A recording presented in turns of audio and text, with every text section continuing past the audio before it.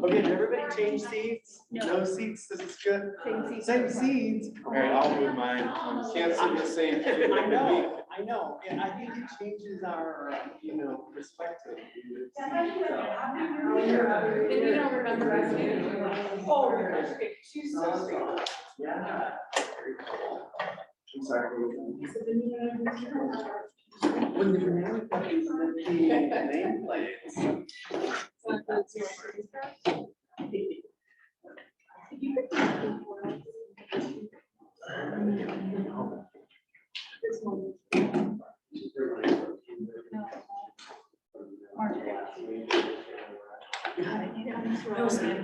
I'm just kidding. I know.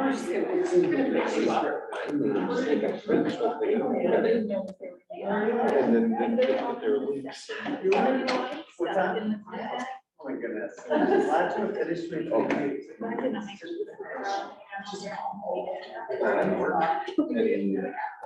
Yeah. So much.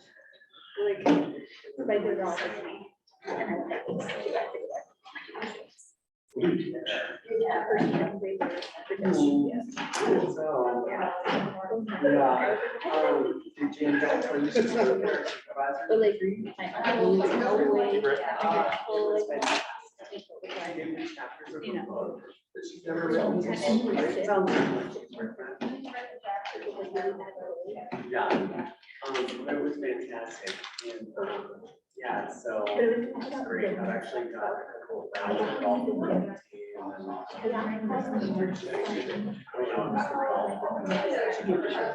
Oh, there you go. And I did it. I did. Yeah.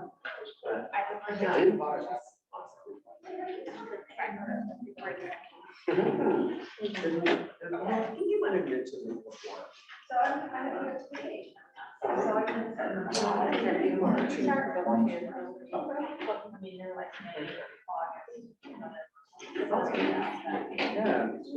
Yeah, it sounds very good. I do aware about our accessible playground building.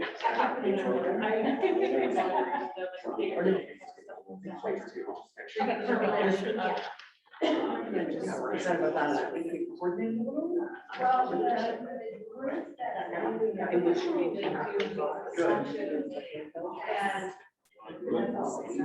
Okay. Am I reading this? Yeah, I mean, that's a good question. Yeah. Okay. The ride a little cold coming out. Well, it was. I always get so nervous the second year. You're used to it. You all ask questions. And then the place.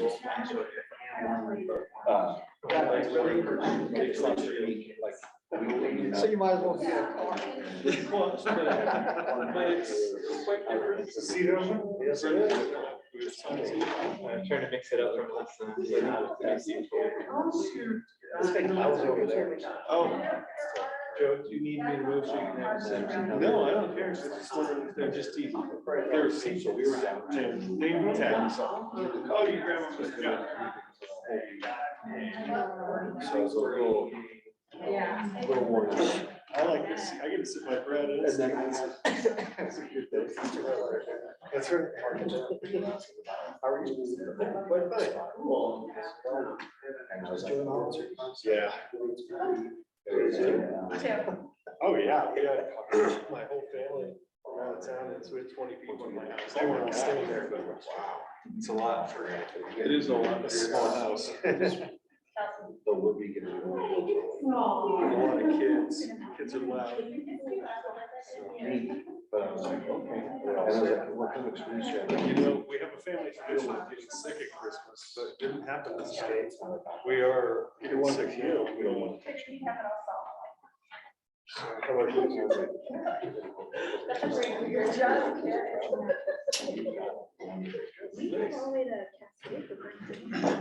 Is any good? How you doing?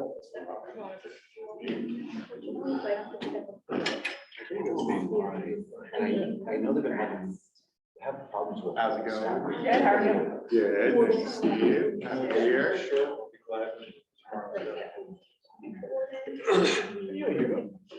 How's it going? Good. There you go. What's up, Jeff? I mean, I would definitely.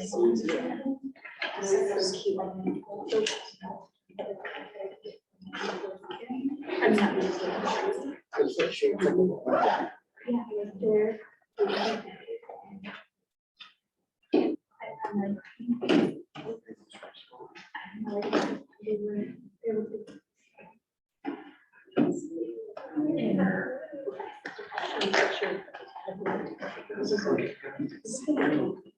Nice.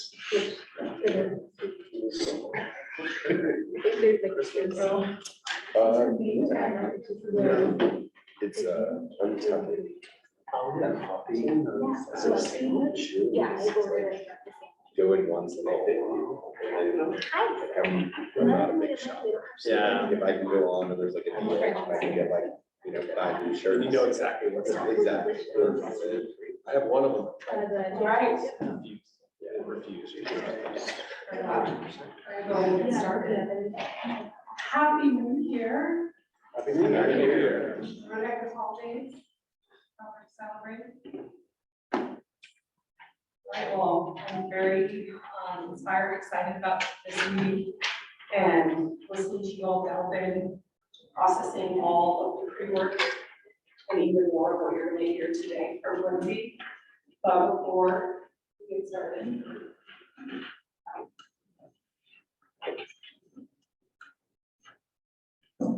I'm just going to go over, it's not very fancy.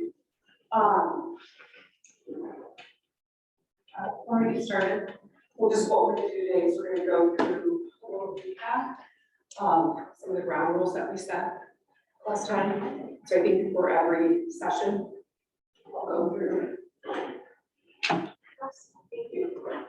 I'll go through ground rules for you all, and then we'll recap some of our whys. I definitely want to hear things from you about some new insights to learn from the pre-work. And then we're going to, as I mentioned, hear from Lindsey. And then we've got a really great breakout session where we've got iterations of how you're going to start working on a draft of your strategic vision for what affordable housing would look like in 3 years for the city of Englewood. So we've got this process for how you all are going to begin ideating on what that could be. Really the intention is for you to have a North Star and how you all work together and you meet the goal of why you're here. We'll have some group reflection and prepare for the next meeting. And as we go into the ground rules, I think this was something that we all, I waited for about as long as it would take for you all to decide and agree what you wanted to have your agreements be with each other in terms of you're going to keep multitasking to a minimum for all adults, that you're going to do your best to be engaged and to receive feedback from the community, just in terms of managing anybody who's over talking. And then staying on topic, avoiding interruptions, essentially upholding clause rules of order, at least they're kind of required.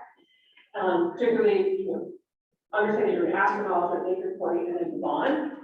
And raising your hand to be called on by me, and come prepared, informed of all the reading materials. And I know there's a lot of pre-work, a lot of videos that were very, very insightful. And just be mindful of the lens that we respond to and hear each other. So just for reciprocity in serving on this task force. Remembering that while you have differences of opinions, you're going to all be here to listen and hear different perspectives. I mean, ultimately, I think this is a really big one.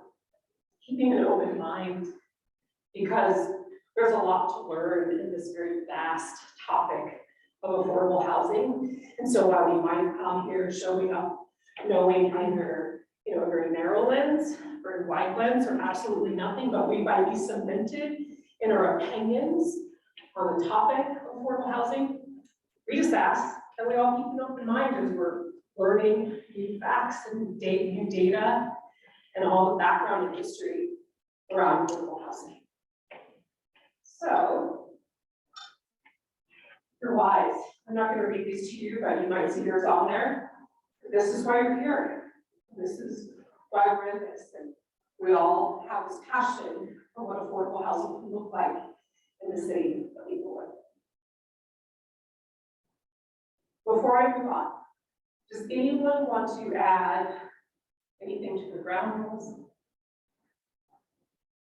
Oh, good. And I will not wait for a long time for this one this time. Okay. All right. Did anyone not have an opportunity to share their why and would like to? Okay. So one of the things that we talked about toward the end of our meeting back in December was just things like topics you wanted to cover.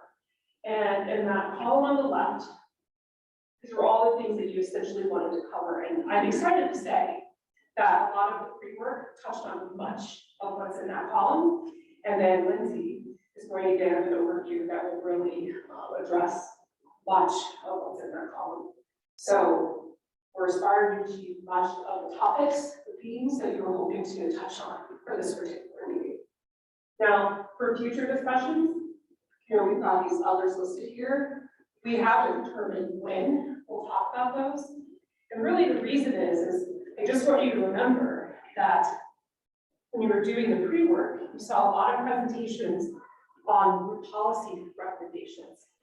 And so ultimately what we're trying to do is make sure that everything we're talking about and learning is in alignment with that new policy assessment and recommendation. So we'll continue to look back and see how this stuff aligns with what we're trying to learn and accomplish in terms of making recommendations.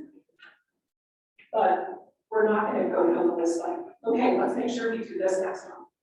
We're just going to see after each meeting, according to what aligns with the policy, what will be the next best topic to keep us on task. Okay? So the share out activity, I keep talking about pre-work, which thank you, Lindsey, for equipping us with much of some of that to get us ready to hear from you. And so, who is willing to be the first to share something new that they learned from that pre-work, from those resources that were provided? Yes, Sherry. I learned that there's been no changes to affordable housing law in the last 30 years, other than restructuring, which is very interesting. And that article was actually written in 2015, so you know, now, right? So, almost 4 years. Agreed, I should have, Really little stuff. yeah. Yes. I learned that there's only 30 very affordable housing units for the 100 that are needed across the country. That one really blew my mind. That was a statistic. Yeah, that one is living with rent-free part of the fund. Anyone else? Yes, just How the federal government has kind of washed their hands of it and it's become a state and local issue, which was very disappointing for me to find out.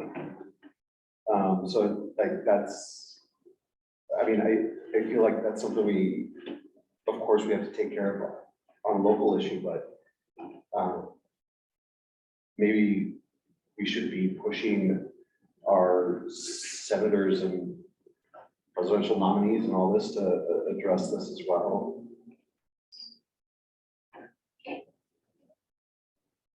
anyone else?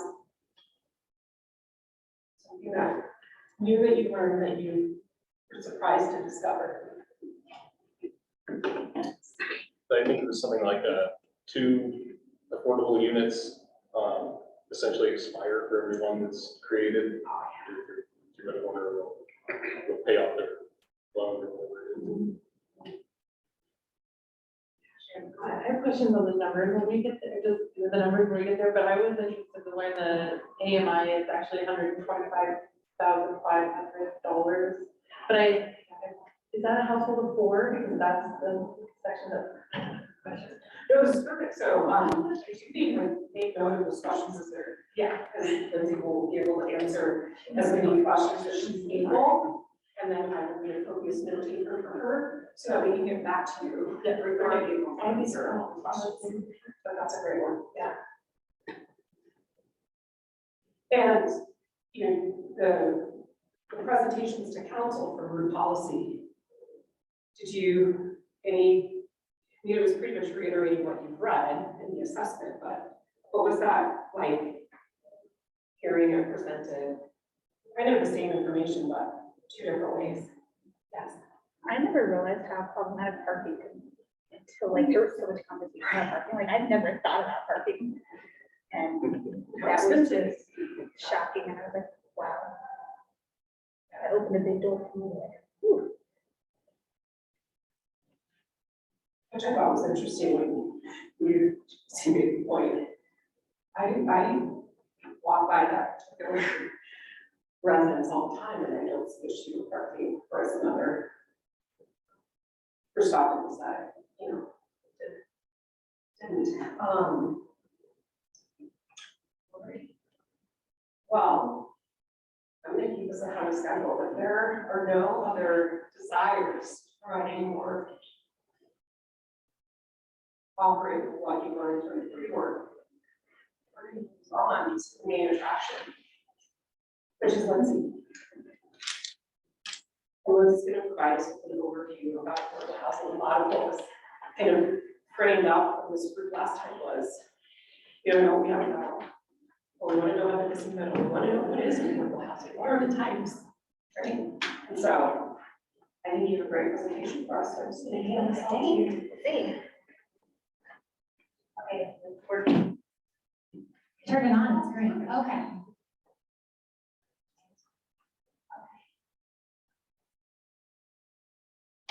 So before I get into my formal presentation, I want to talk a little bit about all of your wonderful pre-work handouts that I put together for folks to read.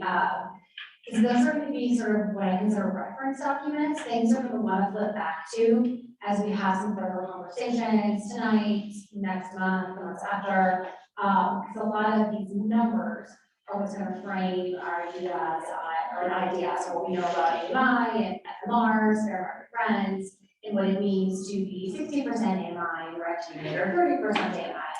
So I'm going to walk through those really quickly. I'm also going to flip back really quickly to a point that Tasha made about keeping an open mind.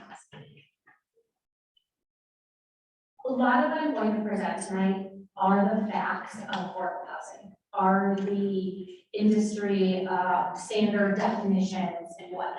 And they might be different from some of the things you have heard and learned before.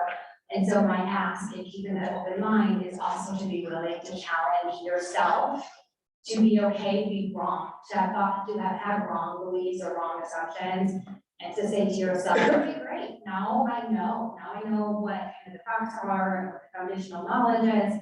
I can work forward with this.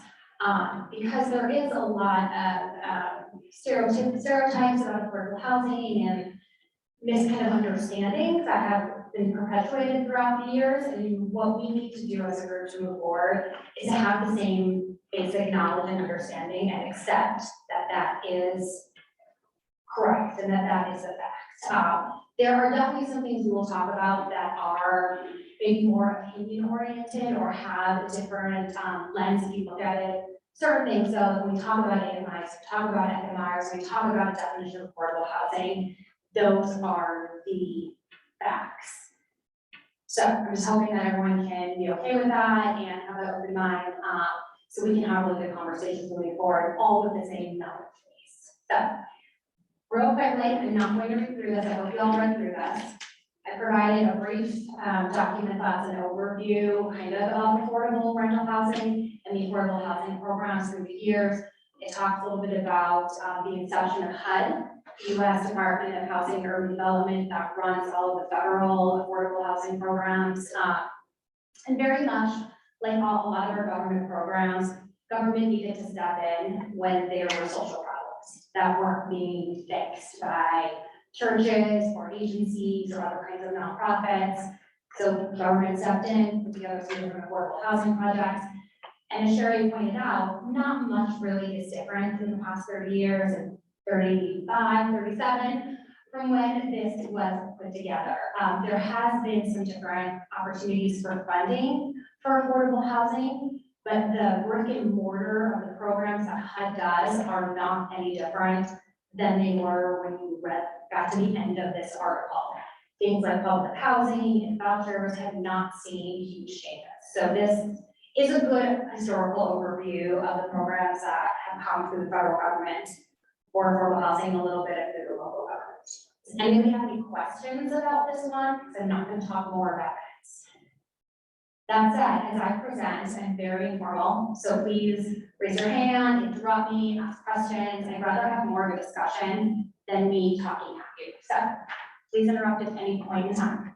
All right, I'm not sure the exact way I put these together. I think what is next is this pretty document about the housing wage and the rental market and the living wage. And that would be on page 7 for folks. So this is from a really interesting study from the National Low Income Housing Coalition. They do this every year. It's basically called their Out of Reach study. And they do it for every state to basically demonstrate how unaffordable housing is. And this obviously is a bit of an older document. It was for 2023. And if you've been following kind of anything about the changes to minimum wage just changed as of 1/1. So if you look at this document, it is no longer $13.65 in Colorado, it is $14.42. It's also higher in Denver, but we're not even, I'm not gonna go to that. But you can see that we talk about this. In order to afford a 2-bedroom apartment in our jurisdiction, in our area, you actually need to make $32.13 an hour. So think about if $14.42 is minimum wage, but you need at least $32.13. There's a gap. Major gap. Any questions particular about this document? This is going to be a good one to hold on to as a reference as we talk about kind of the differences in what people make versus what's available for housing prices. I have a question. Yes. With the numbers here, housing wage, the living wage, Right. and everything involved with these wages.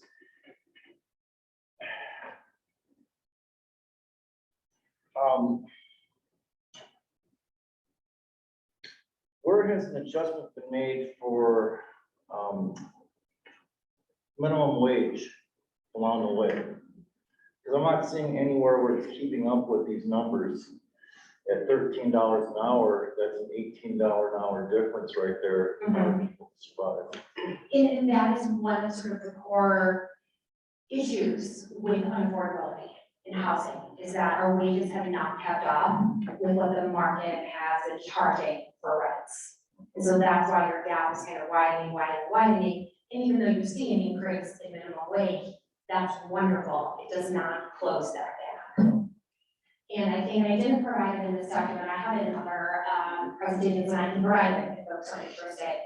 The same organization does some kind of job breakdown to see basically, what is the average teacher make in our area? And what's their wage compared to a housing wage? What's the wages of our folks who work in the hospitals who are not doctors, right? Our CNAs, our PAs, our RNs, does that meet up with what the housing wage is? And for a lot of the professions that we value and that we actually have in the Englewood area, because we have so many hospitals, we don't pay those folks enough to live in our area. So that's one of the kind of the wicked problems we'll be discussing, right? The fact that people don't make enough, and likely as a group, we're not going to be able to change that, right? We're not going to be able to make a policy that mandates every business owner to pay more for their employees. So how else do we think about making that gap smaller? I've been asking that question all day long. We're gonna be asking it probably the entire 2024, so it's a good question. Nobody's one of those wicked problems we're gonna be chatting about, but that's again, a piece of that framework that we need to have, that understanding that for many jobs, they simply don't make enough. And it's not about that they don't have a bachelor's degree or the right training, they just don't make enough. Even if they did, our teachers who we know are well-trained and well-educated, they don't make enough. Sherry? Is this what they need to take home in order to afford housing?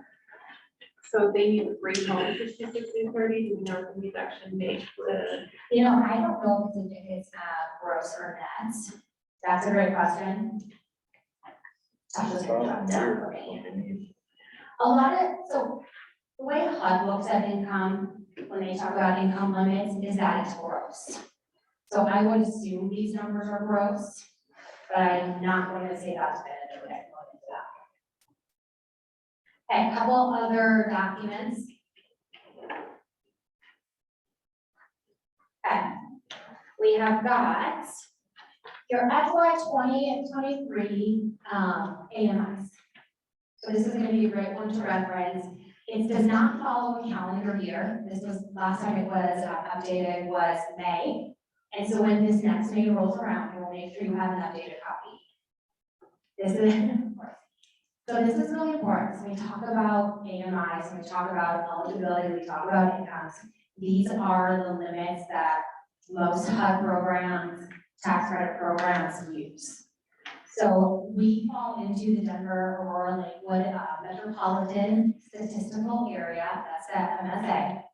And they break it down by 50, extremely low income is 30, it doesn't show up there. And then the low income is 80. And so you can kind of just take a look at this, adjusted by family size, what you need to make, where you fall and what people make in those different groups. So a lot of the HUD programs, and I'll talk a little more about this in my slides, but a lot of the HUD programs that the Housing Authority operates are for folks who are 50% AMI or less. So for a family of 4, that's $62,000. So this is gonna be a good one to have handy so you can look at the different income ranges for folks. Yeah, Sherry? And this isn't something that you're probably gonna know off the top of your head, but it says the median family income is 125.5, and so what size of family is that? If it's highlighted in the 4, then 80%. Right, I believe of it. the 9. Where does that number come from? Oh, I thought it was the number, it doesn't shake out, and it doesn't It's shake like out. 100,400. What do you not have our calculator out? Yeah, I thought it was but gonna still be 80% of that AMI is not this number, so I'm just wondering like. 80% of 125 is 74. Okay, That's what I was figuring, like how. I thought this was a family for 125, so I can look into that too. And it's not like, yeah. No, it'd be an interesting thing to know, and I know you saw this, in some of the pre-read for last week with the housing assessment and in some of the presentations. This is not necessarily the median income in Englewood.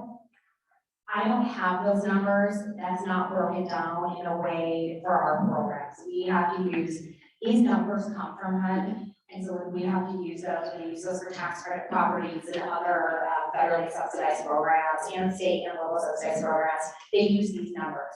So I understand it's kind of not fair because these aren't necessarily reflective of Englewood, but it is what it is. Facts. We have to use it. It's not true. It's made up. It's, right. That said though, there isn't, I don't really believe there's capacity for the government to do this for every single jurisdiction, every single year. Which is why they take the larger metropolitan statistical areas and put them all together. Sure, I understand that. Even Arapahoe County, when you just look at Arapahoe County, that's very high too, and we know that that's inflated by certain parts of Arapahoe County. And Jake? presumably that includes like Cheryl's Village, so. Yes, we think about Arapahoe County, it includes Raymond Village, Cherry Hills Village, more upscale areas of Littleton, Centennial, so. But it is what it is. Now, if we can make the government change that, that'd be wonderful. So are we arguing that it's skewed higher? I'm just pointing out it is skewed higher. And some of the numbers that we have for Englewood that are a little bit older, the median income is lower. So if we adjusted that, and we could use that, that would make things look a little bit different. That said, when folks apply to our programs and they have to demonstrate that they are 50% AMI, I have, in the 6 years I worked at the Housing Authority, I have turned down 2 families because they made too much. And by too much, 5,000, 6,000, 7,000, which stinks. But I can't do it because then you don't qualify and I break my rules, house rules. I'd just like to point out that there's a lot of federal assistance programs that are based on the federal poverty level, which is one number for the entire country. So we're better than that. Oh, much better than that, right? But still definitely inflated. And we can think about too, there's definitely pockets in Denver or Lakewood that also are very much feeling the effects of the state. But it is what it is.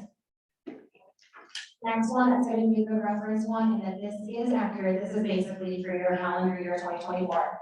This is the fair market rents. This is what is used for tax credits to then put together their rents. This is what we use for a couple of our programs, our Section 8 housing price voucher programs, to decide how much we can pay for a unit. And so I just want to point out that, in 2023, fair market rent for a one bedroom was $1,538.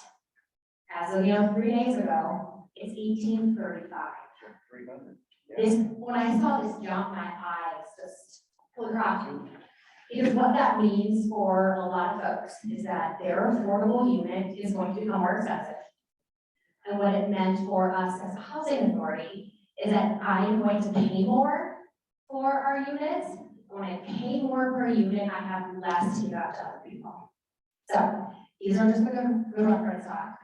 Last but not least, and this comes right after this, when we talk about tax credit units, this is page 16. These are the rents that they can charge at the different tax credit units. There is some confusion about the affordability of tax credit properties, and we can dive more into that in a little bit. But legally, this is kind of what they can charge. So there's a table here, and it's based on fair market rents. And if, for example, in Arapahoe County, if a tax credit unit is a 60% AMI unit, and it is a one bedroom, they can charge $13.96. So that is kind of how this table reads. When I talk a little more about tax credits, kind of look at this, and this will tell you what those rents are. They're not always super affordable, but to talk about the continuum, we'll talk about how these fall into the continuum. And those are all my handouts. Any handout questions? And I love this stuff, so anytime you want to talk about data and stats, just let me know. You can do it offline, but only what? One of us at a time, or two of us at a time, and that's it. Okay, so let's talk about what is affordable housing. This is one where, again, this is going to be our working definition for the group, for the work that we're going to do. So the most kind of there's different definitions in the wordsmith a little bit, but the same consensus by all the affordable housing providers and groups and agencies is that housing is affordable when someone pays 30% of their income towards all of their basic kind of housing costs. So if you're a renter, that's your rent and the utilities that you pay out of pocket. For folks who own, it's all of the things, including your private mortgage insurance, your house insurance, your escrow, your taxes, everything like that. So when you think about what makes something affordable, it's 30% of your income. In some of our programs, we are allowed to go up to 40% of that income before we get a little side-eye by HUD or might get a little bit of trouble. So there is a little bit of a range, but true affordability is that 30%. So think about some of the incomes we talked about, think about what rents are, and how that a lot of folks are living in ways that are not affordable because they're paying more than 30%. Not going to talk about what people do with the rest of their money, but that's the idea that you should only be spending 30%. That said, you can decide to spend more, you can decide to make different choices. But when we're talking about affordability and thinking about folks' wages and whatnot, it's that 30%. And if you remember reading the history document, it's been that way for quite some time. That is not a number that has changed. It increased from 25 to 30, but it's been 30 for quite some time. It's also kind of an interesting thing to think about. So thinking about the housing continuum, I stole this bullet point from CHAPA. I stole some of my information from the entire slides from CHAPA. I referenced them at one point, so I didn't just borrow them. The question you should be asking when thinking about affordable housing is not, is this affordable housing, but rather, to whom is this housing affordable, and are they in need of more affordable housing options? So this is our continuum. And so we've got a couple different groups. We've got the below 30% AMI folks. That is our extremely low income. So if you look at your AMI sheet, that is that bottom kind of group of their income levels. And at that level, in addition to kind of just regular housing, this is where some of our more programmatic type housing lives for folk. We've got people who are maybe in homeless shelters or in transitional housing or in permanent supportive housing. These are programs that offer supportive services with the housing, thinking that maybe either you're not working at all, or maybe you're only getting some type of disability, and you have mental health struggles or addiction or something that you're struggling to have stable supportive housing. Transitional and permanent supportive are a little bit different. Transitional really means you're not going to be there forever, maybe 6 months, maybe a year. Permanent supportive housing really is permanent. It's recognizing that some folks at our lower incomes and even a little bit higher than 30% cannot live independently kind of on their own and are going to need to have supportive services wrapped around them their entire lives. I did also borrow this from Shaba. I do think it's a little bit of a misnomer because not everybody who's living at 30% AMI is struggling with anything. So it's not just that they fit into those 3 categories, they need kind of their own regular affordable housing. But many times when we see folks at that very bottom, there's another element going on. They need some services wrapped around them with their housing. For our 30 to 80%, that's where we see 99% of our affordable housing programs. Our programs through the Housing Authority, as I mentioned, are all 50% AMI or lower. Tax credits normally go anywhere from 30 to 80% AMI. The tax credit properties in Englewood, I'll cover in a little bit, they're all at 60% AMI. Then you have folks who are interested in home ownership and programs for folks that 50% AMI and higher to get into some home ownership. And then what you have is the middle income rental housing for the folks who don't qualify for any of the subsidized programs through HUD or state or local, but still don't quite make enough. Because we see how expensive housing is to have housing for them to be affordable, have it only 30% of their income. Any questions on this?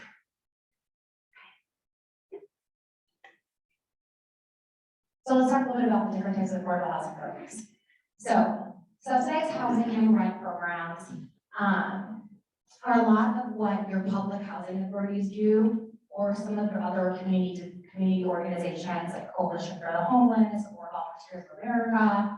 We run programs that are HUD subsidized. So we talk about HUD kind of getting out of the game. They're still really in the game. I looked up very quickly, and their budget for last year was $72 billion. So while the one article talks about federal pulling out, they're still a really big player. And they're a big player at this bottom level. They're the biggest players for the 15% AMI and under. So with these kinds of programs, there's 2 core ones to think about. There's programs that are attached to certain physical structures. So that's called kind of a place-based subsidy. If you live in that building, you get a subsidy. We operate 2 big buildings, 5 little buildings like that, where you live there, you will pay 30% of your income, whatever that income is, under 50% AMI, to live there. But if you move, you lose that subsidy. Those are the place-based kind of subsidies.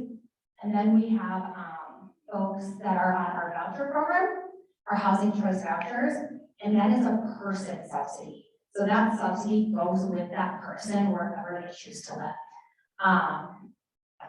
Question? Is that section 8? Like That is section 8, yes. That's section 8, housing choice vouchers. There are a variety of other types of vouchers, so I don't always want to say section 8 because there are some state vouchers. There are specialty vouchers for folks with disabilities, elderly folks, youth transition or foster care. But essentially, they're all housing choice vouchers in the sense that comes with you. Now that can come with some sort of strings attached. You have to, A, find an apartment that's under the allowed payment standard. Every housing entity says, I've got a budget of A, so I need to fit as many people in that budget. And that's our philosophy. We give a HUD, we want to try to house as many people as possible. So we try to pay not the least amount possible for units, but by no means do we pay anything above fair market rent for those units, because we need to make our dollars stretch. So you have a voucher, you have to find a place that A is within your budget for the housing authority, and B, the landlord will accept. There's been a lot of change to local legislation that prevents people from discriminating against folks with vouchers. Guess what? They do it anyways. They find different ways to do it. They know it, everybody knows it. So it's a little bit better in terms of there's no blatant discrimination. I have conversations with landlords all the time who tell me, I don't want to do Section 8. And I say, well, guess what? You have to. They'll figure out other ways. So there is still challenges for folks on vouchers to find places that they can afford and that will accept that. But well, most people prefer a voucher because they can go anywhere they want. Federal vouchers can be ported throughout the entire non-contiguous United States of America, as long as there is an entity in the jurisdiction you want to live in that administers those vouchers. State vouchers, because Colorado has a good amount of state vouchers, have to stay in Colorado. The federal ones, once you have one, it's kind of like winning the lottery. We see folks have them for the rest of their lives, and sometimes to even transition them out to their children. Is state the smallest, or are there city and county vouchers? You know, as far as I know, there are not a lot of city and county vouchers, at least in our jurisdiction. I never heard of that. Now, Arapahoe County does sometimes administer some vouchers, so they're either administering state vouchers with state dollars or federal vouchers. But in terms of pots of money funding that voucher, I have not seen that. That said, there might be some, I mean, that could be a possible solution. I don't know, right? Like that isn't going to be put on the table because I don't think that is unreasonable to do. But when you think about if, let's say you had a city of Englewood voucher, you would be living in the city of Englewood. That's kind of what you want, right? You want to help Englewood folks, and then you limit some of that ability to move. HUD's very big on allowing people choice where they live and being able to move out of poverty and not be concentrated. Like when you think about, well, if you think about this, right? Like the idea of projects many years ago, like, you know, projects in New York, projects in Chicago, you know, we had realized, and we all kind of realized that putting all the folks together who are living kind of below the poverty line or at low AMIs isn't the best idea. Does not kind of foster rich and strong communities. So the voucher program really emphasizes people finding places they want to live that is comfortable for them, has the schools for their kids, is close to their job. It doesn't concentrate folks in groups of poverty or groups of some kind of left, right? Okay. Chelsea, I think you were first on what do you think? I think over the last couple of years, we've had these conversations, we've heard a lot, like, why can't there be more vouchers, and why can't there have a problem? Can you share even broadly the demand versus how many vouchers you actually have, and can we listen what that looks like? For sure. So as I talk about how much we pay, it is because HUD gives us a set amount of money. And we have to stretch those dollars. So the contradiction we struggle with our voucher programs, and I'll talk about Englewood because we're Englewood, is we are authorized to give out 427 vouchers. So 427 families, awesome. I have the funds to give out 335 at this point. So that is sort of, and HUD doesn't necessarily increase our budget every year. And even if HUD increases our budget, does it go up the same as the fair market rents go up? Sure doesn't. So that is one of the problems. It's going to be authorized to give out a bunch of vouchers, but I don't have the funds to live it. And HUD often does not have the money, similar to many of the governmental programs, right, to completely fund something in a perfect world. And unlike other kind of entitlement programs that we have, not everybody who needs a housing voucher or subsidized place-based housing gets it. We have wait lists, we have lotteries. You know, if you qualify for food stamps, you can walk into the food stamps office and you will get it. If you need TANF, you can walk into Arapahoe County office, and if you qualify, you can get TANF. You come into my office and tell me you need housing. I say the unfortunate thing, sorry, I don't have any immediate housing available. We run off wait lists and lotteries. We're not gonna open those for the next 2 years. I can never say yes to everybody. And that's just kind of the way we're set up, because there just isn't enough to go around. So again, you have 427 vouchers, and we know from our housing assessment that we have a shortfall to be around 1,600, so pretty big gap. Yeah, Can you say those numbers again? 427 voucher approvals, but only funding for 313. 300 in there, 333. And our housing shortfall is 84, what is 1,600 based on that. Right, so. Jane? Were you saying that, the law says that every landlord has to take section 8 legally? It is, so there are some exceptions. If you are in a smaller private landlord and you have 4 or less units, you do not have to buy insurance side. That's 4. Small units, small mom and pop landlords do not. Other than that, though, you have to take section 8. The ways folks get around that is, even though there's some new kind of laws around this, is they have credit score minimums. And oftentimes our folks don't have those credit scores. They will require like a 2-month security deposit, and vouchers don't cover any kind of moving costs, security deposit costs, so they can't. They meet the security deposit creative ways. So it's not illegal what they're doing, but, and there's something in the article, maybe I'll pass it on to talk about her next time. Colorado Sun just kind of came out with this analysis of all these rules that our state legislature has in place to help low-income renters since 2021 get into units. It hasn't really helped. And that's one of the rules they talk about. Eva?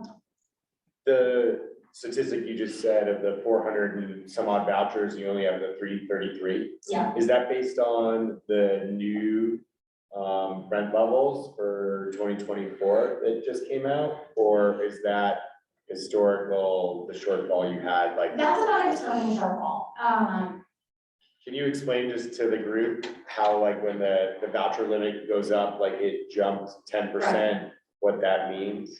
Yes, so I'm gonna go back to my handouts because I love my handouts on this one. So like I mentioned, I keep their another document with me to share.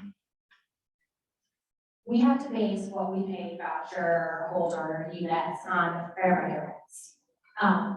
And HUD allows us to set what we call the payment standard for us, to set our payment standard anywhere between 90 and 110 of FO. We've historically set them in the low 90s for the smaller units for 0, 1, and 2 bedrooms, and then higher for 3, 4, and 5, because we discovered that the large units that our families need are just more expensive, and we don't want to prohibit them from being we're using their voucher because we're not paying it. So when you look at this, then you look at the jump has been about 300 for every single category. So even though my payment standards are still at 91%, it's still $300 more than it was last year. So this year, what we will pay, and this is not necessarily the most, I'm gonna get the links there, and I'm gonna let them back right out, because this is stuff y'all probably don't want to know. We pay a certain amount, but we have plenty of folks who work or who are on fixed income, social security, or disability. They can contribute to this. So this is not necessarily what limits, but this is the most we can pay. So the most we will pay in 2024 for a 0-bedroom like a studio is $1,492. For a 1-bedroom, we'll pay $1,652. 2-bedroom is $1,981. 3-bedroom is $2,700. 4-bedroom is a little over $3,000. So when I talk about having not enough money, it's because our rents are very high here. And I say we have people who have some income and can help supplement some of their rent without us. We do have a plenty big group of people who are either at very, very low incomes or at 0 income, and we need higher rent and utilities. Sure. I think the comment was that as the rent jumped $300 for each of these categories, and you have a 100 voucher shortfall based on the amount, I assume We'll that. continue to have 100 shortfall next year. Got it. You don't think that will grow given your cost to pay for the units? No, because HUD increased HUD your increased it. voucher It's not gonna be amount? great. No. But what HUD does with the voucher program that I do appreciate is they look at your funding from the previous year. They give you a 3-year projection of funding, but they change that every year based on what you actually did. So they'll, in theory, they will give me enough to keep where I'm at, and we have some reserves, so I think we'll be able to leave a few more here and there. But we also need to look at the numbers, because I can't overspend, or I end up with a single shortfall, and that's after you. But the main takeaway is that I could do more, I could give out more vouchers, and so with all the other housing authorities, getting us more money. It's almost silly to be like, well, you're authorized for 427, we have never been, I shouldn't say never, because I've been in housing for forever, but the last 6 years I've been there, we have always hovered between like 330 and 350 for a Okay. No, that's good with how the rents have increased. I would think that as the rents increase so dramatically, that the funding from HUD isn't necessarily increasing dollar for dollar so dramatically, and that gap is growing. But it doesn't sound like this. Yeah, especially not with the voucher program, when we talk about, ways HUD is putting their, as a player in the affordable housing arena, it's becoming very clear more and more they like vouchers. For all the reasons I talked about, HUD likes vouchers. HUD is trying to back slowly out of some of the place-based programs. So, as they see they're getting more money to the HUD, more money vouchers, and less money to the other programs. So I'm gonna try to continue on here. Oh, we talked a little bit about private affordable housing. And I put private quotes just because it's not necessarily ran by a public entity, right? A housing authority, we are a quasi-governmental, we're a public agency. The developers that do the tax credit units, low income housing tax credit units, do have federal regulations they have to follow, and if it runs at a certain rate, then those are managed by a private management company who does this work. There is oversight and monitoring by CHAPA, which is the Colorado Housing Finance Authority, so there's a bunch of rules. But it's, when I say private, I mean it's a private entity versus run by the government. Like I mentioned, tax credit units can have rents no higher than 80, most of the time, rents no higher than 80% AMI. And here in Englewood, where tax credit developments are capped out at 60% AMI. So And I'll give you the examples of all of those, so we move on. Yes. Steve. as a percentage, you cover you have about 75% of the people that come to you, you can get them into some sort of a living arrangement. No, not at all.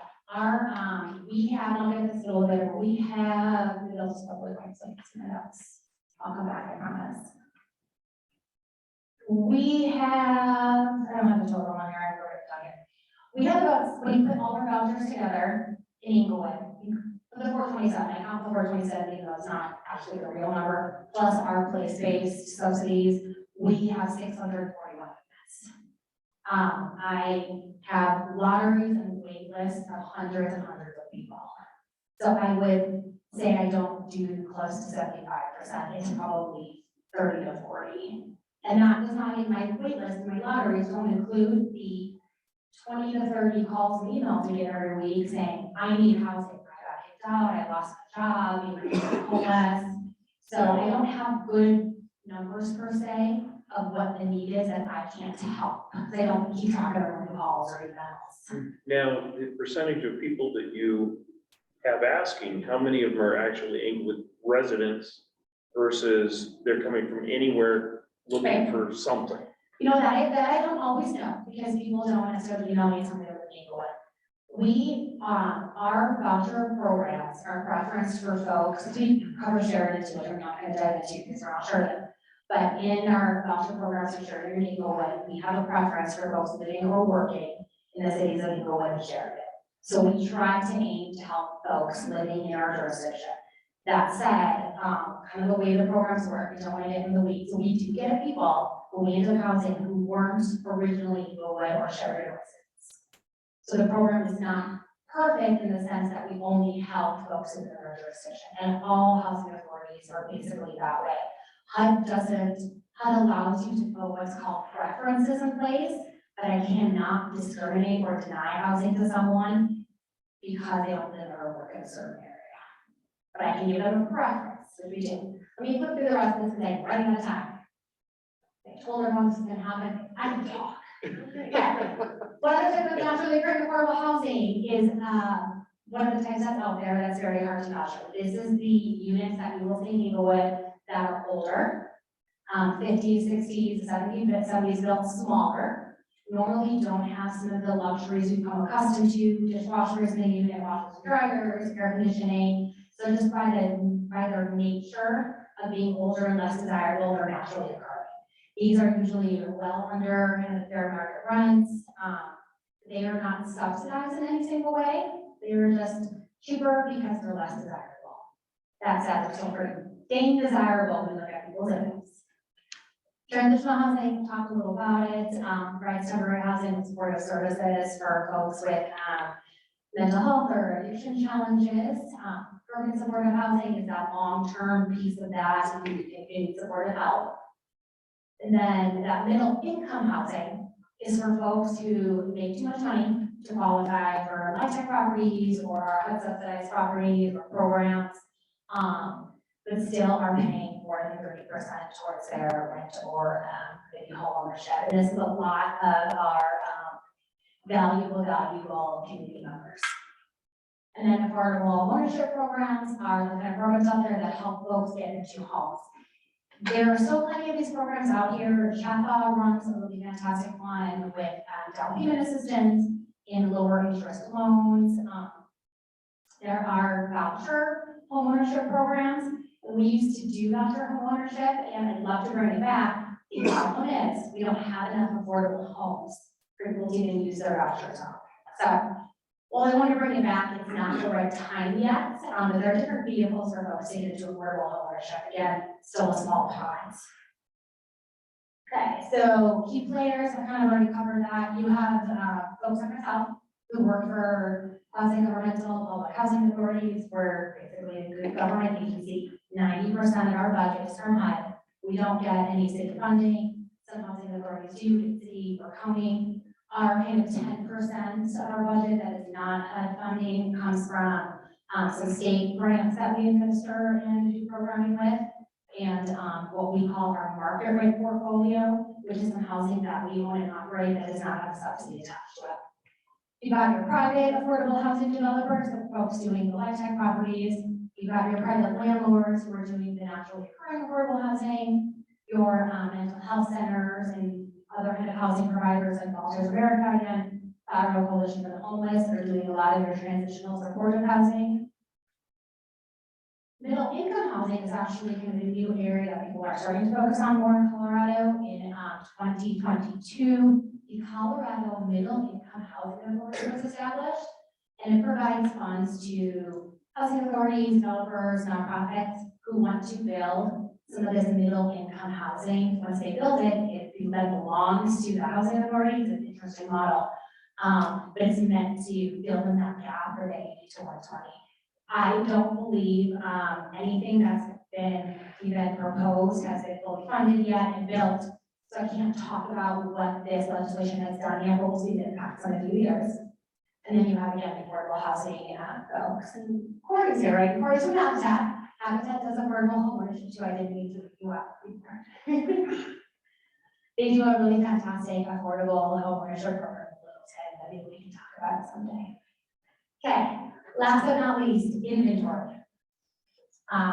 So like I mentioned for us, we have summarized 641 units available to us in Englewood for folks that are 50% income higher or less. We've got our vouchers. We've got our public housing duplexes that there's 5 units with 2 buildings throughout Englewood. We have 2 large high-rises. You might know of them, they're right by Valley. One is called Birthplace and one is called Simon Center, both fully federally funded. All the folks that live there and paying 30% of their income. Okay, your lifestyle developments. You've got 581, and I included trails that we have, even though they're not open yet, but they're opening very shortly. So I put them in the mix. I'm not gonna read off all the addresses. You probably know where some of these are. You probably have seen, especially Broadway Lost being constructed on the corner of Englewood Parkway and Broadway. So you've got 581 units for those folks sitting at about 60% AMI. These are all 60% AMI districts. Naturally occurring affordable housing, I have no idea.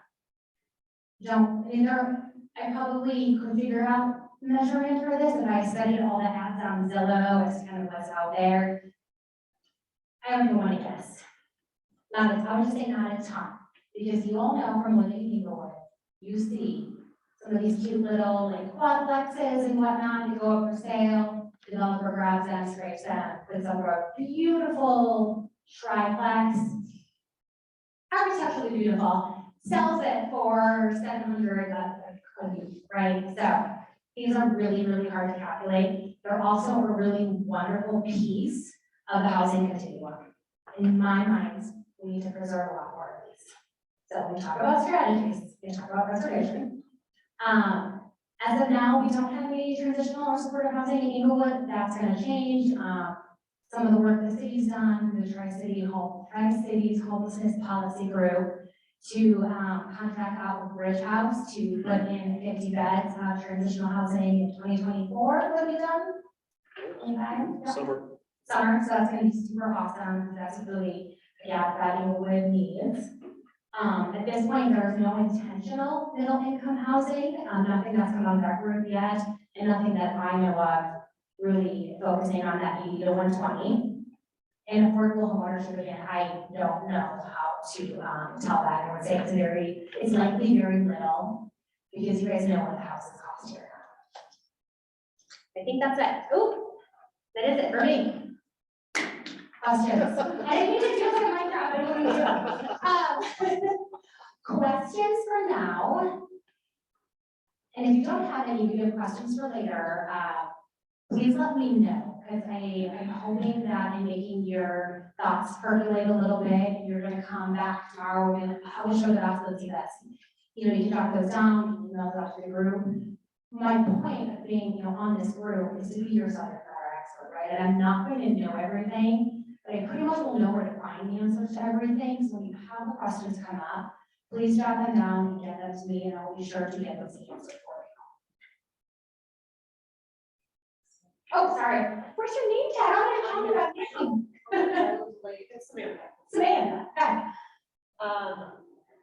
Could you expand back to the waiting list? I've read a lot about waiting lists, vouchers and Right. national level in other cities, but what is it like here?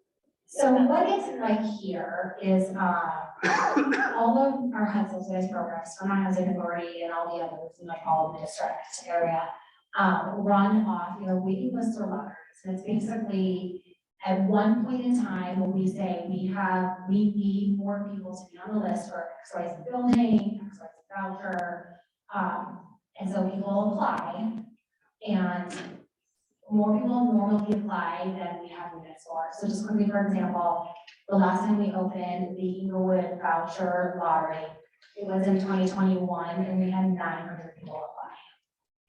So that is how we filter people to our programs. There are other housing authorities and remote places who, and we all operate from a wait list or lottery, but some folks leave those open all the time. So that at any given time, you could join a wait list and you might get picked up on a wait list the next day, because there's not a lot of people living there who have a need for that type of housing or qualify in this area. We all open our list up for like a couple of days.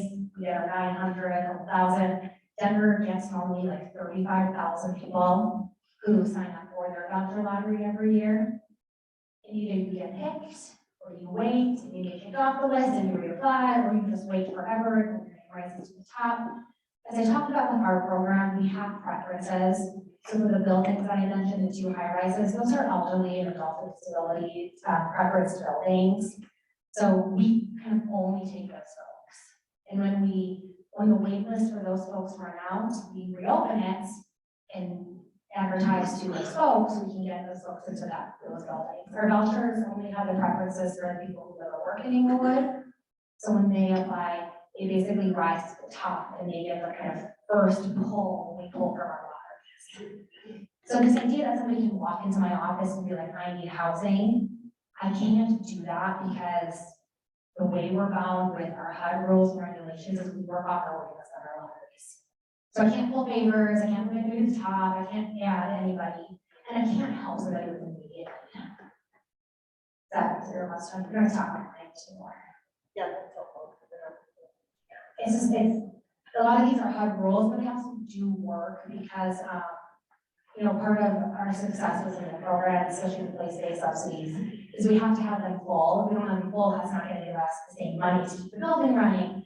So we need to have kind of these lists to work off of, so we can be able to reach out to people and keep the units occupied. But it isn't, again, the best method for anybody, crisis or emergency. So they could be waiting quite a while. Yes, so one of the reasons we switched to lotteries with our housing choice voucher program is we used to have a traditional wait list, and people weren't literally on the list for 10 years. We did go through the entire list and pull everybody, people who were like, I've been waiting for 12 years, my name is still on this list. Yep, it is, that's how it works. Now since we've gone to lotteries, we basically, the lottery expires at a date and time, and so if you're not picked, you get to reapply, and I like that better, because you're not sitting around and waiting. You could reapply, and then you could be number one next time. Our place-based ones though have more true lists, but those are at this point around like 180, 200, so they're not terribly long. Yes, Barney? I think one more thing we might do is, I was looking at, renter to owner in Englewood, it's 48% owner occupied. And so there's a lot of people that maybe at one time had affordable housing, paying less than 30%, but they're on a fixed income, their taxes are going up, and other things are going up, they're starting to get a housing cost. So I think preservation is another thing that we should keep in mind for the next year. How do we ensure that people stay in the houses that they are and manage? And Porter brings a really great point, because that happens quite a bit too with some of our tax credit properties. The tax credit properties can raise their rents based on the AMIs. And as the AMIs go up, the rent goes up. Folks on our fixed incomes who are living there, their social security did not go up the same amounts as the AMIs went up. So then we end up with people, and you'll see that people in tax credit properties who do not pay 30% of their income towards rent. They're paying 40, they're paying 50, they're maybe paying 60, because when they moved in, they were paying 30%, because you have to fit the qualifications, you have to make that work. That's legally what those properties are bound to at move-in. But as their fair market rents or their AMIs went up and their rents went up and their incomes didn't, and live with someone who has housing that's safe, stable, their housing is stable because they're paying more than that 30% of their rents, utilities. Yes. So you only pin the amount of their rent to their, at 30% of their income, only when they move in? For tax credit properties, yes. For our properties, our HUD subsidized properties, it's always 30%. Voucher folks can go up to 40 to allow them to have a little more flexibility with that choice. But our folks who live in our buildings, our place-based subsidies, it's always 30. So if 30% for them, because they make $100 or $1,000 a month, is $300. But if next year they only make $900 a month, it goes down to whatever that number is. I'm not good at math offhand. But if it goes up, then that number goes up too. It always just follows directly. Yes, sir. I have a few questions about affordable home ownership. Do you manage or administer down payment assistance programs? We do not do any down payment assistance. We just refer folks directly to CHAPA to go through their classes to get their down payment. Okay, so you don't have any idea of numbers of like people using down payment assistance for homes in Englewood? No, but I'm sure I can grab those numbers from CHAPA. And then second was Habitat. Has Habitat done any projects in Englewood? Habitat is not. So my wheels are turning about a possible project with Habitat. But our husband. Okay. We've done like 33 projects. So, what do you talk about? We've done 33 homes in Englewood over our time. We are developing a property that's going to be 26 homes. Where's that? And Baker. Yes. Baker and. Baker School property. Oh, yes, okay, for that. Baker Park. This is what I don't tell you, I don't know everything. And then one last thing that's maybe missing from that affordable home ownership is the idea of shared equity models, community land trusts, and things like that, that I think will be on the list as well. Right, that's definitely a mechanism for preservation, it's an acquisition, if you do something. Especially for people that fixed income, staying in their homes, an opportunity to sell the land under their home, preserve that property for permanent affordability, but they can stay there until it dies. I love that for a possible solution. Anything else?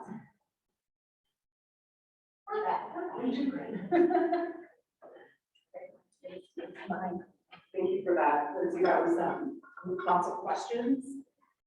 So are you ready for the next phase where you all are going to start talking to each other and start ideating, brainstorming? You can even stand right now if you want to. Okay. So I just want to recap for us. Yes, Steve. I do have some questions, but there's no way you're going to answer them right now.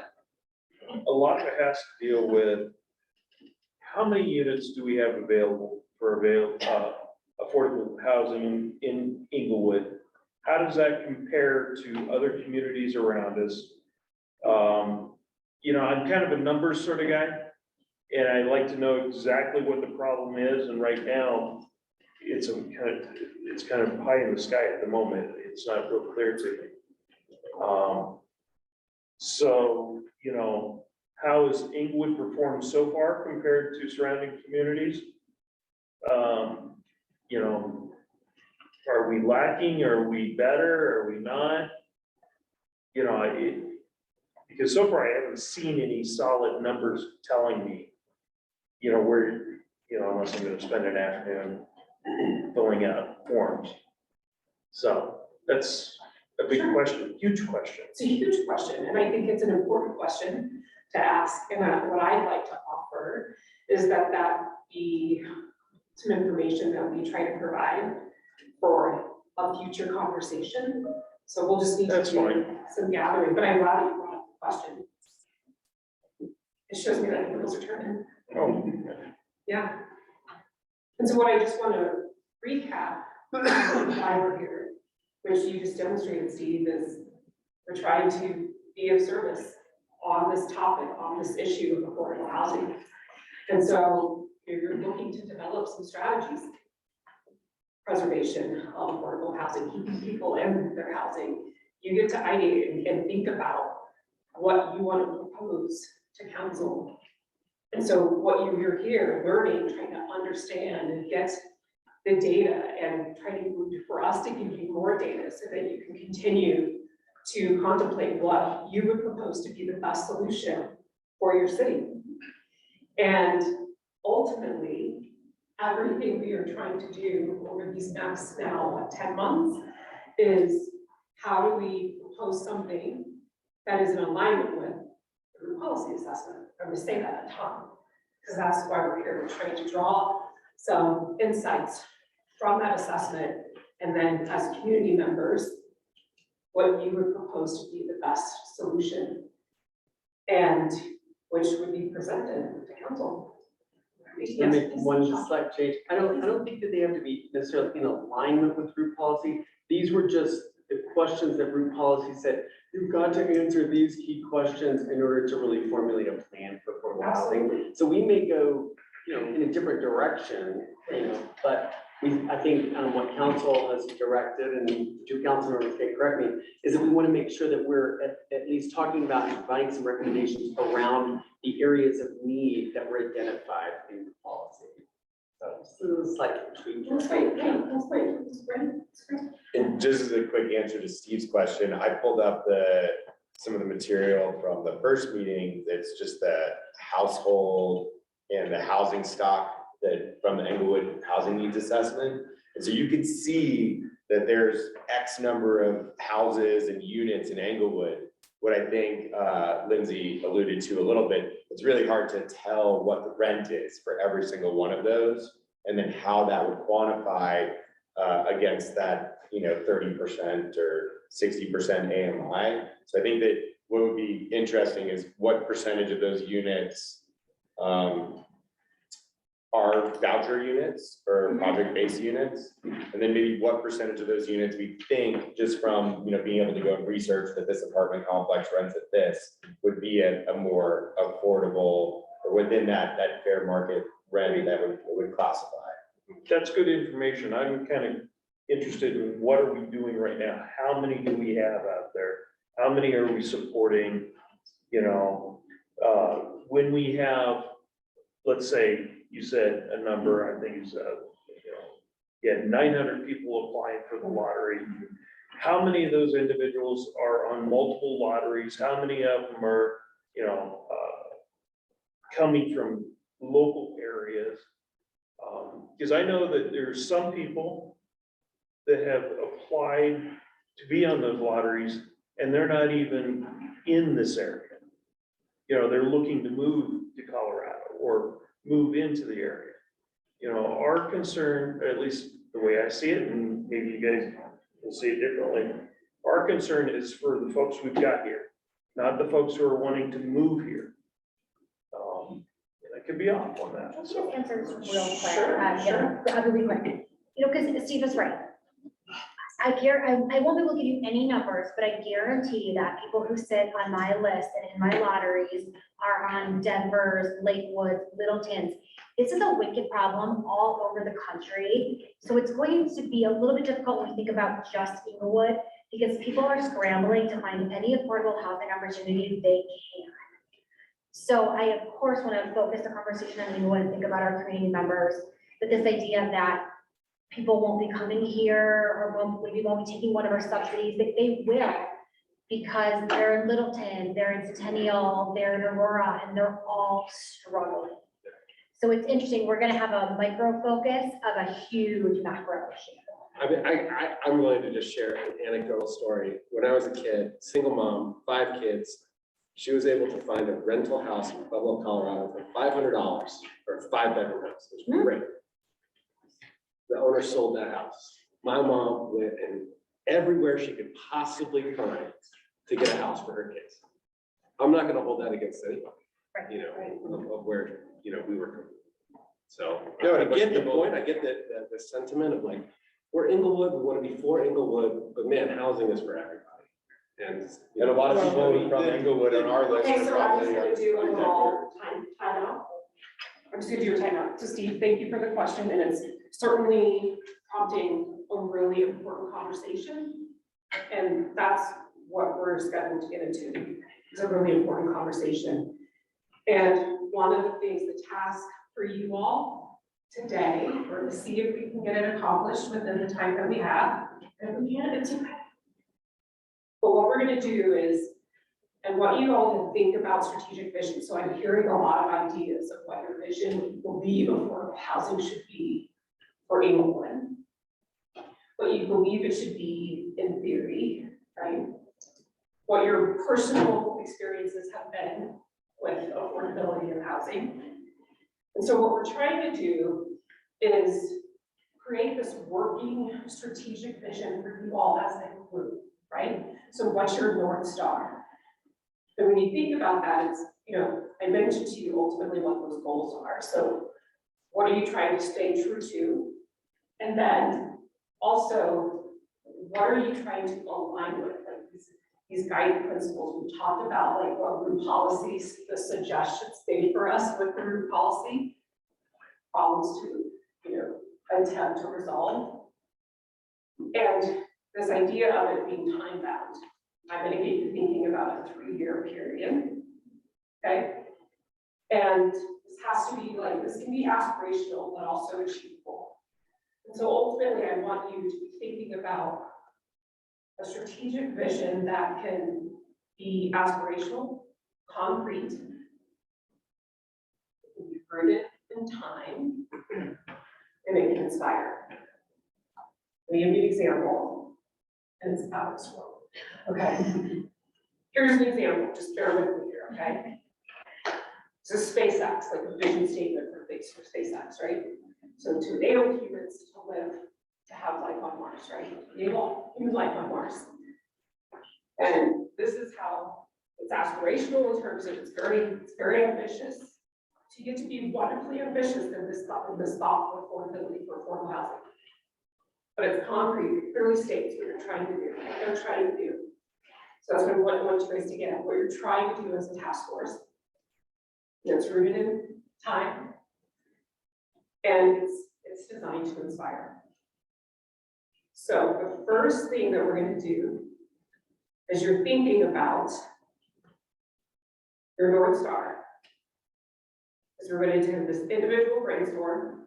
You're going to come up with like 1 to 3 words on your own for about 5 minutes, maybe less, so I can catch us up.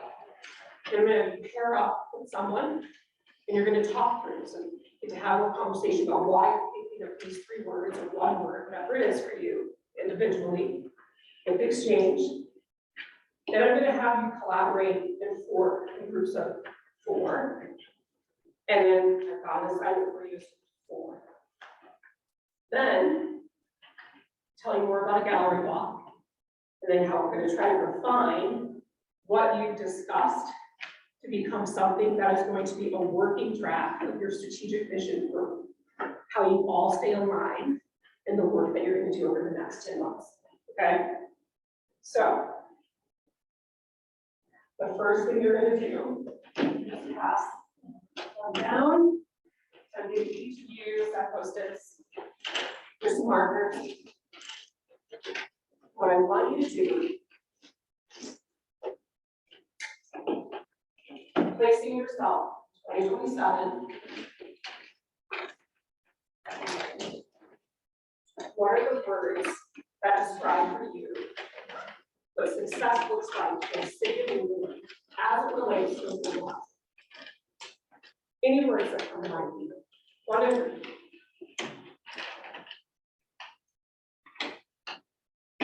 What would you be seeing, what would you be seeing in 3 years' time?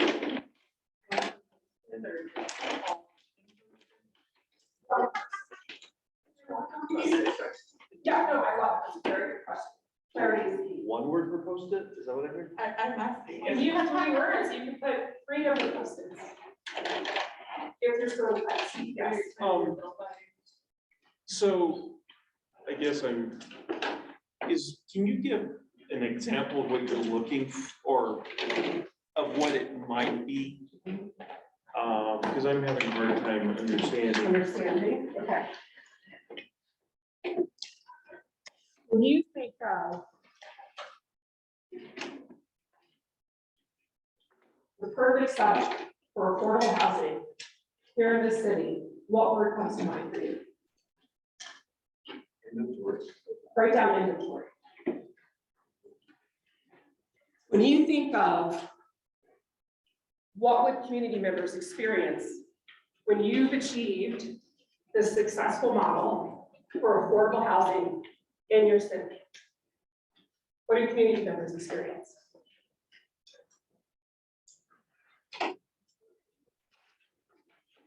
Anything's possible. What word comes to mind?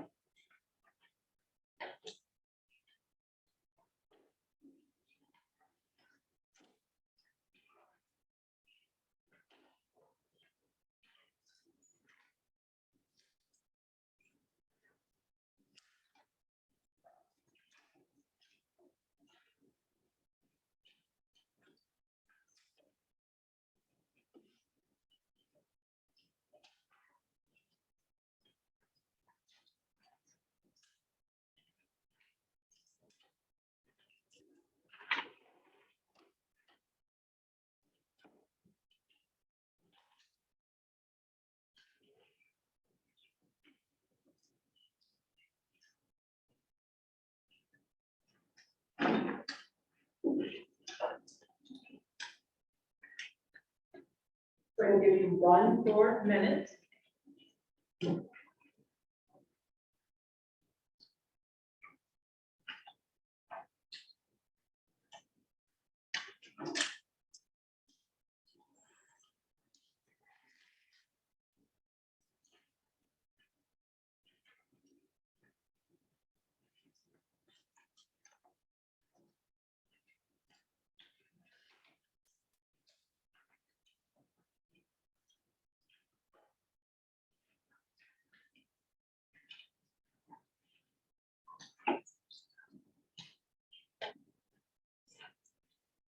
Okay, everyone have their words? Right. Try not to overthink this, just gonna go for it, right? So the next thing you're gonna do, you're gonna pair up, I'm just gonna pair you, right, you one group of three. But Chelsea and Cory will be a pair, Sharon and Jake, Sean and Hugo. Okay, it's not Sean and Hugo, but Sean and Aaron. Sophie and Stephen, Joe and Brad, Tim and Amber, Joe and Kevin, and then you three. Okay. So now, what I want you to do is to work together as a pair and attempt to draft a sentence, 1 to 2 sentences. So remember, 1 to 2 sentences that are aspirational, concrete, rooted in time, and can inspire as it relates to your words. So how do you, so you're gonna talk about, share a little bit of background about your words. And see if you can come to an agreement on which of your words can formulate 1 to 2 sentences that describe this aspirational strategic vision. Okay? It doesn't have to be perfect. It just gets you thinking and talking with each other. Are you ready? We give you 10 minutes.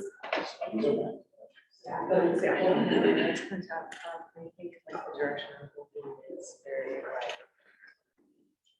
My words that are.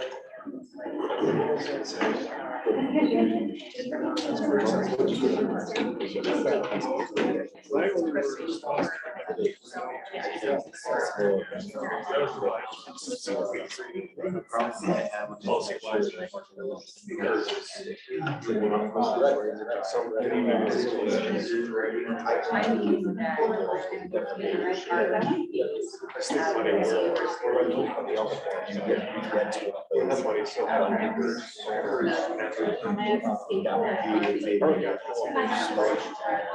And I think, yeah, we're not solving that. Yeah, which I think kind of falls into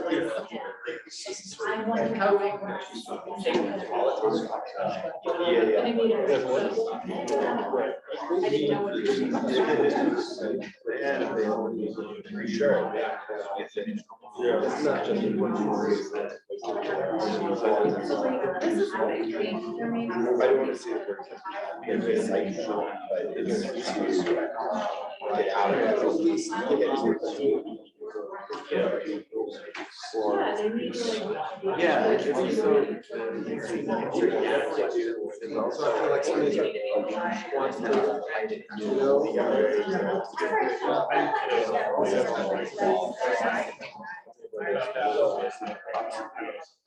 So do you feel like you like?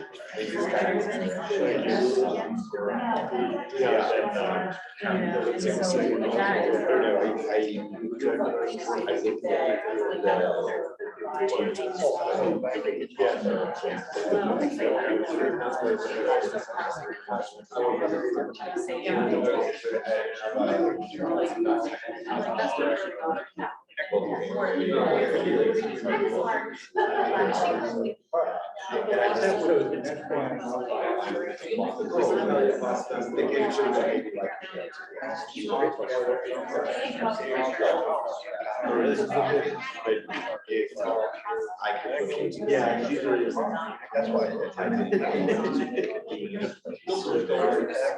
a lot of accessible people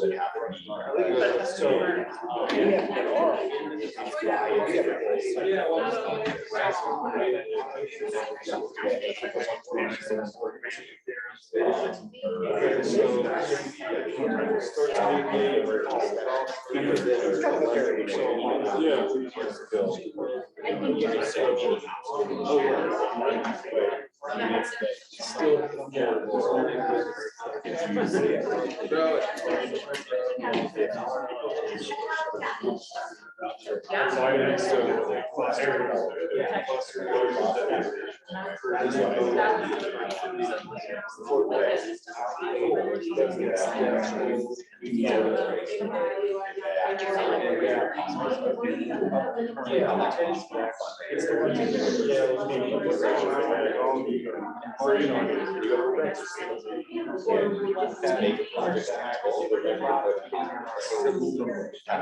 Very much everything that Expand our and stock. I personally coming down. I'm like a builder.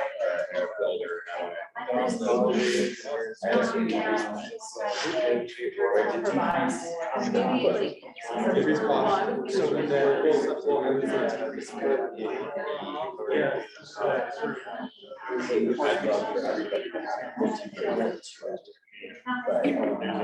and I realized what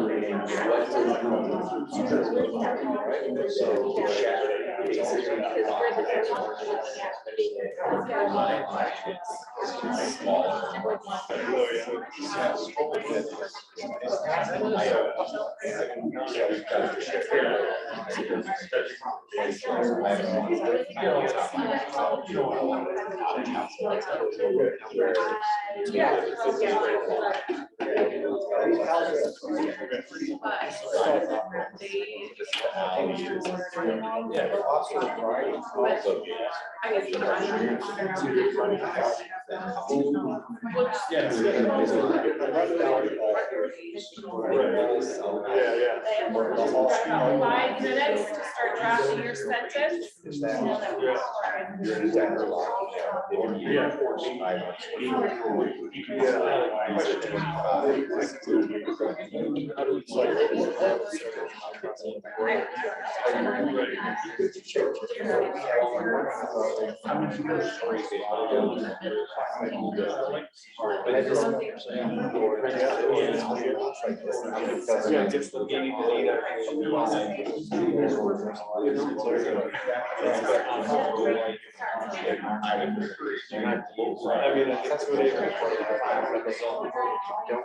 And I did. See, the advantage down is, like I said, wherever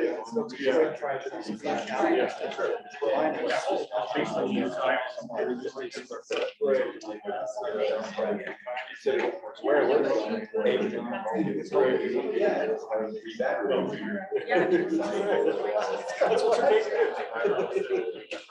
So add it.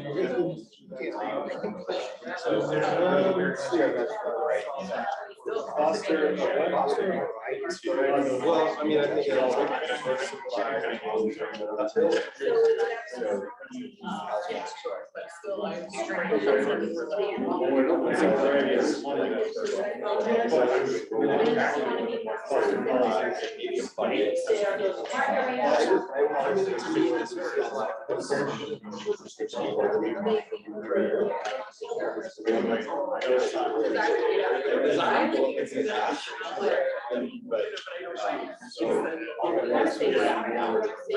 Yeah. But I know.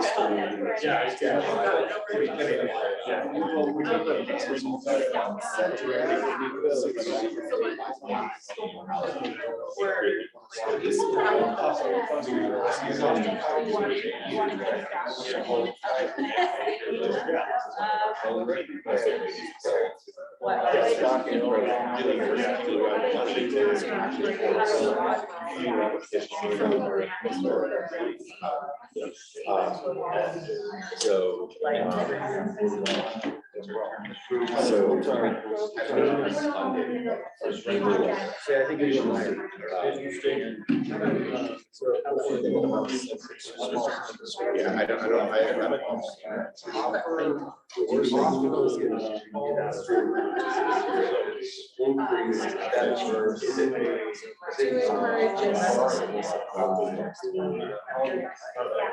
There might be others.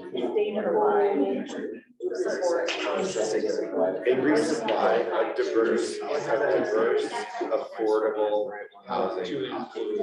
That are acceptable to all. Oh, I was Wait, gonna hold on, say. 1 minute.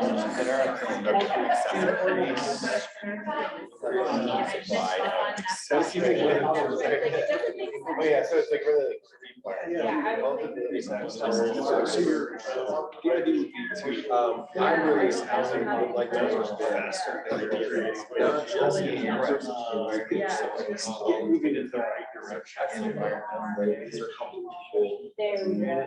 Yeah, we're talking about. Any additional Foster policies and direct investments. Okay, I feel like we should put the book, I feel like we should. We say it and everything they want to say. So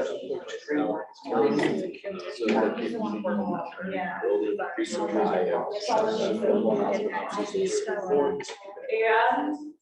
And okay, so as you're still trying to write the last couple words, I'm gonna tell you that you can continue sharing your initial draft once more.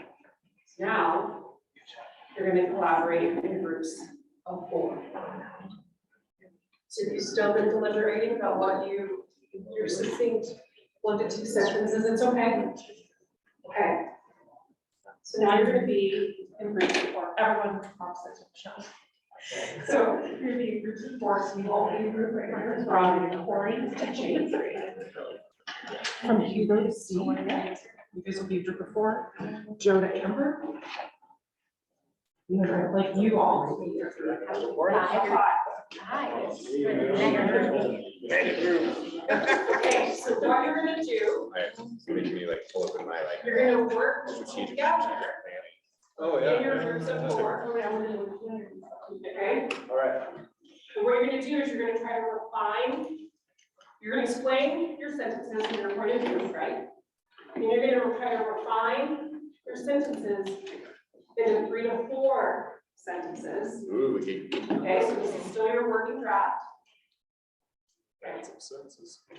So you all work on that. I'm going to have up on the wall. Group 1, group 2, I'll tell you which group number you are. Group 1, group 2, group 3, group 4. And I want you to go up to your large post-it that I'll have on the wall. And you're gonna write what you all agree to. Okay, you're gonna write it on the wall. Okay, so as a group of 4 or 5, you're going to discuss your sentences and you're gonna try to refine them down to 3 to 4. You're gonna put them on the wall representing your group as your working draft. And then we're all gonna vote on those 4. Okay? Each individual person is going to make 1 vote on which one resonates most with you. You see if the math works out. Yeah, hopefully you'll see something that you like more than your own. Yes. Okay? Tell you what, kind of we were talking about, really 2 sides of this. One is and also qualitative aspects of it.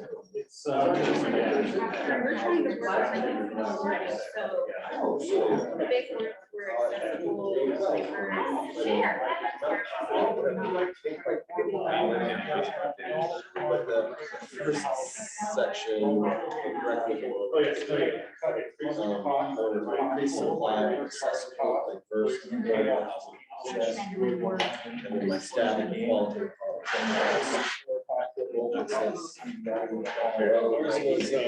I like increase supply first, accessible, affordable housing options, offsets, community measures, direct investments. Yeah, we're very much the same. What I. I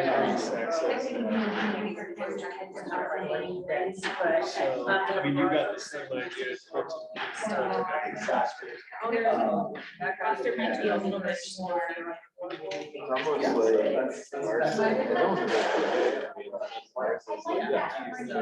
I think the piece that we really wanted to make sure is policies. Like first. We talked about what do you think about this last part? Because this part does clothing and are environmentally and financially sustainable. the next step of, growing from that unit to another unit, or you don't have to think do. it's something you're honest, I'm not sure every. Environmental. Gorzalski go and try to get both of those, environmental always increases cost. And so I would just say, hey, if we can pick up the environmental benefits, well, Should we that's just- great, but I would just say. What about sustainability of parking? And I think, filling in the gaps, just stop. Well, I think you're like, the way we did, if we've got something similar, increase access to housing. What I think we want is, what we want is more housing, like housing options increase faster than there are. Is like what we're somehow doing, like it's not just bringing like that mechanism over of 3 years. ownership, especially to continually increase. So it's From continually. big investment firms down to that. Yeah, I feel like that. So the one, and then, of course, ownership. And lives and owns. And Should we just use and it's, I've lived here in Englewood for way too long, I mean, almost 40 when years. you were. So you're thinking all in terms of people Like, or you want to go and come it's into just the to world. buy their first home. Like, Well, how we talked about? about how like the missing, And so we have 50% rental rate in people. I mean, part of it. Yeah. So, I don't know how you, well, I think what you accomplish that, all incorporate increase, some mention of trying to bring. Right. Versus the number of people who try to. So that's where we. You're bringing back. Okay, of the is this where we should put water the line. continually increase?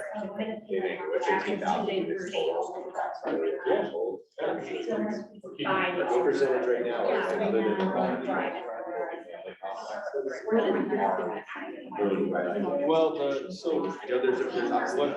Well, the idea here is that when we have money, when I get money, it's a lot of this, that's the direction of whether that's getting a grant from the state, invest money, whatever. What can we build, how can we fund money into this? But the other thing is the foster policies. Big investment. For the large multifamily. Get everything. Piece that needs. I don't know if it's on the other, I kind of tried to take what it is, one station, so I moved the continuous increase to continuously increase access to housing. Through a project called I've worked on first housing stock. Liability insurance would be all in money and provide monthly. You're not stable. It's definitely good. Yeah, you can see you guys. I was trying to like. So what's, the Now we what and the just. how? So the what and the how. Yeah, that's what I was trying to. Because this is like the how, and ours is like the what. What are we doing? How, like, what was the last one now? In that. Wait, it's really want to press that, so you're probably knowing that.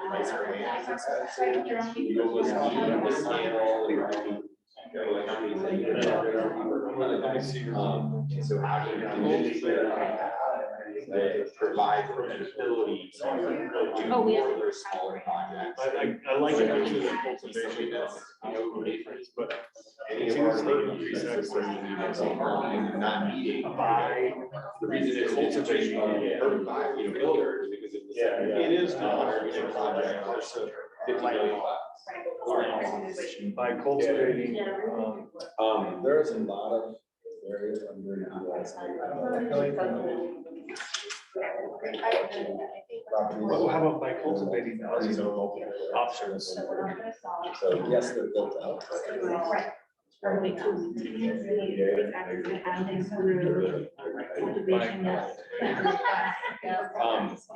Okay, so we need to make it hard to start into 3 or 4 sentences. the same thing to me. I mean, you can look at this. Yeah, I'm tiny. Yeah, I think we so, need to laugh. I mean, our overall concept obviously increases supply, but also. Yeah, maybe more stability. Increase accessibility.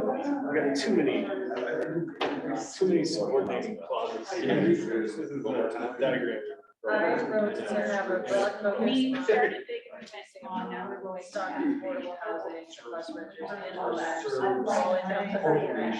self-encourage. All incomes and backgrounds. To help encourage stability in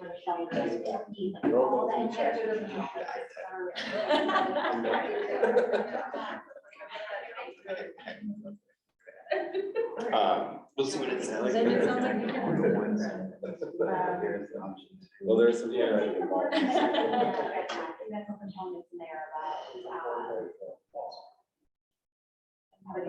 About 5 minutes. When you ban, I'll put on the ban, right? Until you prove that. well, and I mean also by multiple measures, you know, preserving what exists. Or do we want to just? Here.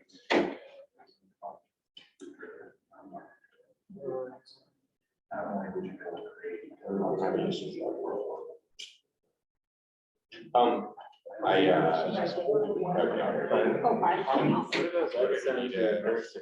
Yes. And then adding. I would say three coherent sentences. sentence, strategic vision for affordable. I gotta tell you. It's amazing. It's absolutely. What I do, I don't mind it. Yeah, sure. Well, I had to write an HR policy today around question about the reimbursement costs. And So I think that's word similar, sustainable, and accessible. Right. Describing. Yeah. Housing. Yeah, I'm usually writing with expert.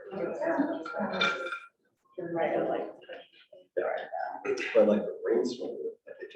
I like, I prefer the beginning of the third one. I gotta read To it. continuously increase access to housing. Strategic vision. And then I think it's funky after that. Housing options cater to the needs of all communities. They're committed to comprehensive approach. Let me use my sanitizer. All different levels of background, offering stability, encouraging investment, So. prioritizing inclusivity and accessibility to the sustainable housing ecosystem that contributes positively to the community. So I like the second first part. Yeah, the part about the all income levels. Yeah. We're committed to a. Or that group, that one, already that is the goal, right? Okay, as we approach 7:15, be thinking about your scribe who's going to write your approved draft Yeah. under your group number. Increasing affordable housing stock for both renters and owners across all income levels and backgrounds, fostering stability and encouraging community investment. By prioritizing inclusivity and broad accessibility, we integrate sustainable housing ecosystem that contributes positive well-being. I don't know if we want to show this everything at all. That's the thing. Okay, so there are for both renters and owners, so we can get rid of. So we're gonna go, yeah, for both renters, across SPR, totally back, just across all backgrounds. We also. And I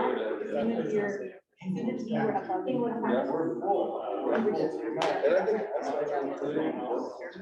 So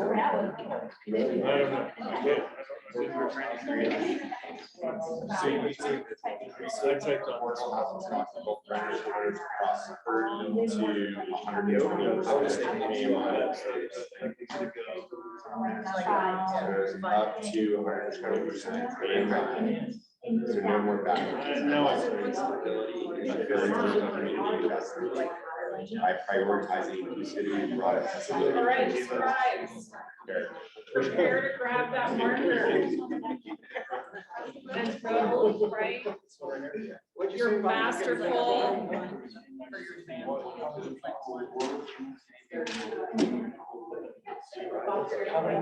It's not possible. We want to be safer.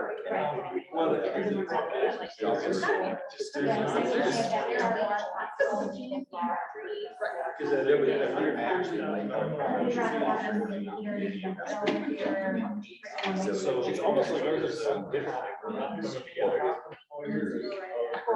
I like. Yeah. Doesn't necessarily. Yeah. But it's. I guess it. So. Group one is going up to Maybe that's the right best there. one. Sentences. Yeah, I feel like it is. Yeah, go ahead. Who wins the prize? Who leaves?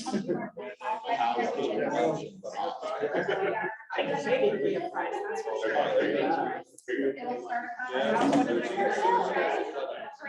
Amber got stuck with 3 non-voting members.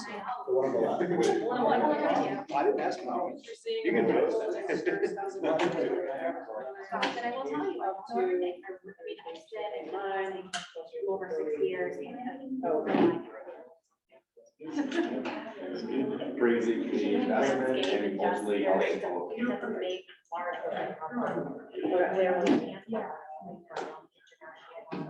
Oh, you have to. I'm gonna write it over. Can you like read it to me? Yeah. So it's like, I wanna like hold the top. I could probably do this. A lot of different. Mr. President. And no, we're doing this. I'm primarily a Cambridge, so this is really marketing. Really? I probably. I mean, according to the state, I do more sustainable. We do, yeah. Right. Not many people are like. Yeah. New retrofits. I don't. Yeah.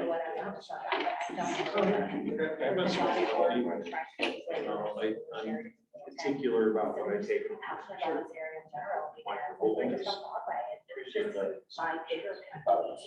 I love the work the city does together. It's a neat way to think about.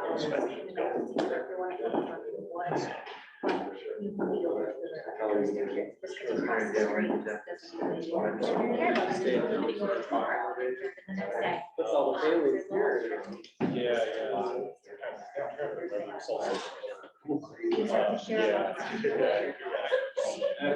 A lot of it's. I mean, the industry's still the same. Yeah.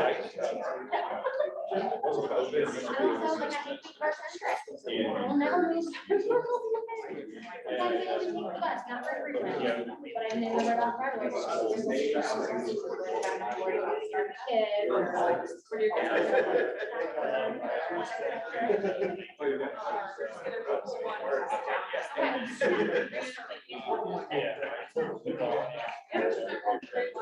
I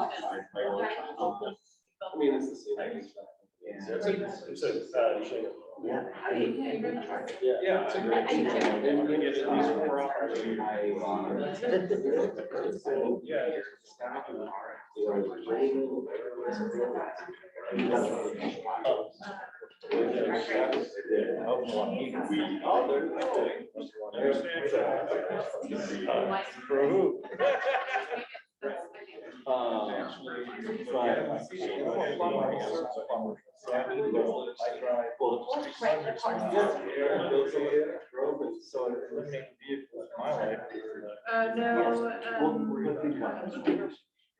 Your job requires. So imagine road.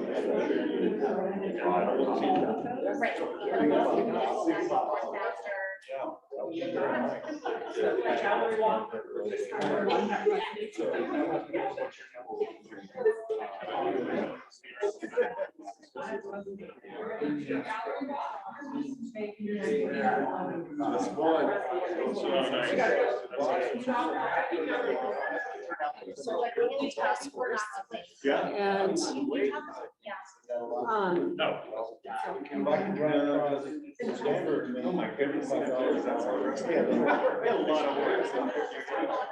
You guys. Yeah. It's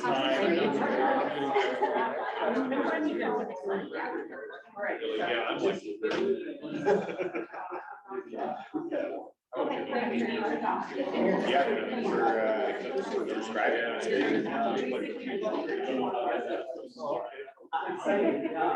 But non-voting members of our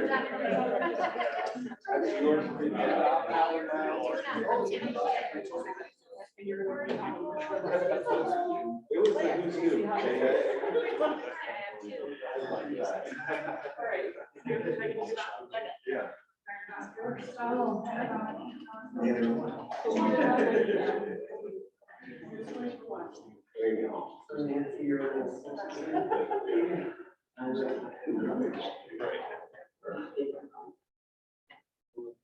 Yeah.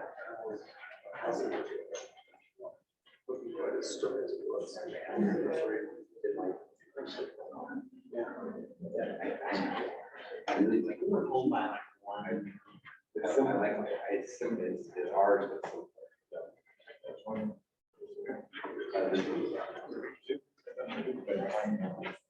You got a little bit more.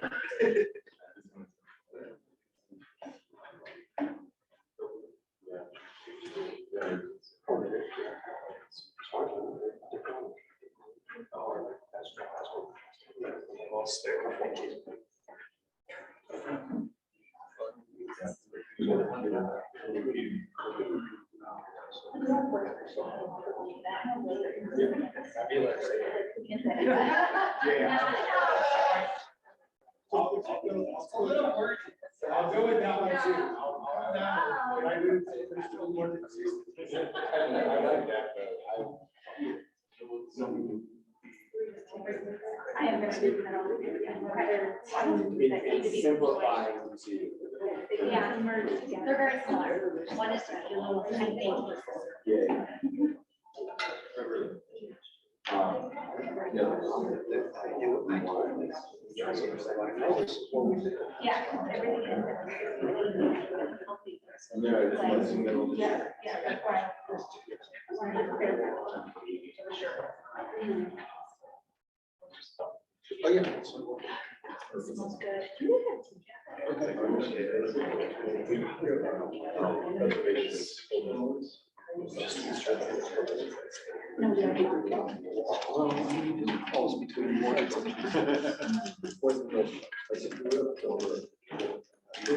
everyone complete the gallery walk? Okay, so I'm just gonna recap for the purpose of this being a public meeting, that what we just went through was broken into individual thinking, right? So we used the words, thought from his vision for affordable housing for Englewood. We paired up and exchanged ideas about your words with one other person, and then you got into groups of four. Essentially, you formulated, you refined a sentence, one and two sentences, and three, four sentences for what we have here on the wall. And then what I asked only the task force members to do. So none of the city of Englewood staff were permitted to vote. I did not allow it. And so only the task force members then did a gallery walk of the four working drafts for your strategic vision.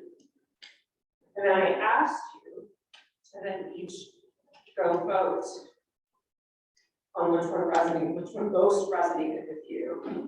And I do have a question for the folks who voted in between one and two. Just inside. I would have changed my vote there too, as well. Okay. So there would have been one more in between. Okay, thank you for doing that. That was excellent for the team. But no, okay, so. thought two was great, it's just very weird. It doesn't inspire as much. It's very long. Okay. Somehow. Okay, so here's, I have a workaround for this, for the last 5 minutes, okay?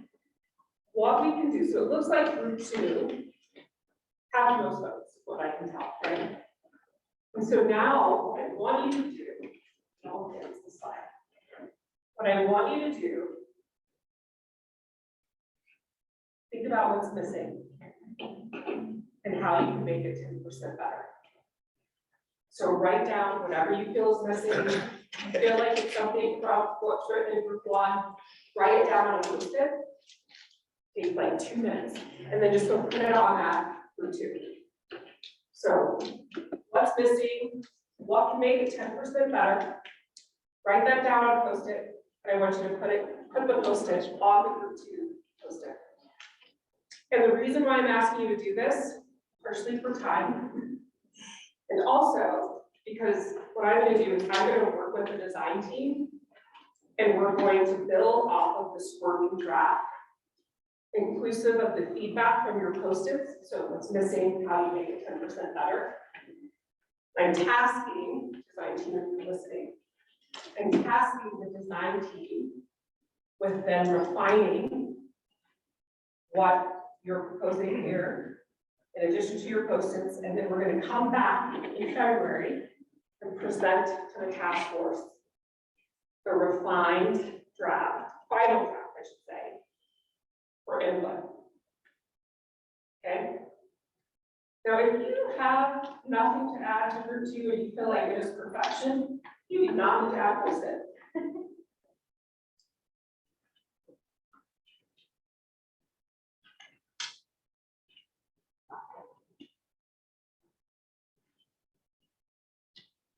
And I should say, for the purpose of being a public meeting, what group 2 role is to increase affordable and diverse housing options for both renters and owners up to 120% AMI, fostering stability and encouraging community investment. By prioritizing inclusivity and broad accessibility, we aim to create a sustainable housing ecosystem that contributes to the well-being of our diverse community. What's missing? How can you make it 10% better? You do not need to tell the room, you just need to write it down on a post-it or a wall. Can we just rewrite it? Yeah. I'm gonna add one thing that really stood out to me that I loved Definitely. was continually. It's pretty good. Yeah. I think that this isn't a problem to solve and move away from, that this is something we need to deal with every day for the rest of human existence.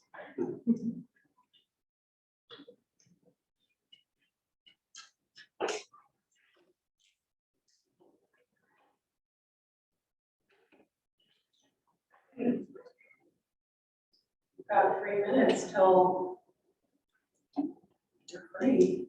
I'm not going to keep you longer. She really want to stay longer. As people are noting what's missing and how they can make it 10% better by completely rewriting it. Yes, no. I'd say like why group 1 came up with, I think, a very strong strategic vision and how it's written and worded that is concise. And 2 is as you stated, just it's wordy. And I think what would make it better is making it less wordy and more concise. And so I would just write more concise, but to do that, I would just rewrite it. Understood. So can you do me a favor? Can you write on a post-it? Yes, More concise like group 1. more concise like group 1. Yes. All right. Yes. I also just put it into ChatGPT and ask them to make it more concise. You did such a good job. We gotta write that down. Definitely write down what's chat. Okay, I'll write it down. Please, but tell the room. We will go down. promote affordable and diverse housing up to 120% AMI, fostering stability, encouraging community investment, and creating a sustainable housing ecosystem for our diverse community. I think we did my chat to that. No, that was wonderful. Okay, great. Does anybody have any last closing reflections? I think- Yes. My only comment about that is flipped out ownership, property ownership. Oh, for both renters and owners. Yes. We concise that out of there. It doesn't. Did you write, did you put that on the? It was too Write that on concise. a post-it? Well, we have it up there in But then into, they took it out, the computer took it out. Good job. ChatGPT, what do you know? Robot took it. Thank you. Providing affordable and diverse housing up to 120% AMI for both renters and owners, fostering stability. So I think we can keep it. You could just, send We can send modify us a what's screenshot of that, that'd be great. We don't have to do. Well, I want to thank you all for your time today, you did great. Any closing reflections, you feel like this was productive for you? Any words, any things? Okay, our next meeting is on the 1st, here's what I'm trying to do. Maybe I should find it anyway. This is upstairs. So I'm gonna, I'm not going to do it. So what we're gonna do, I'm gonna work with the design team, we're gonna process, we're gonna share, and then be sure to get you out a full agenda, 2 weeks prior to the 1st, which we can January 18th, I think, I'm doing that right. And we'll just keep at it, we'll surprise you with the next agenda, with like, what's in store. Okay? All right, thanks so much. Good job.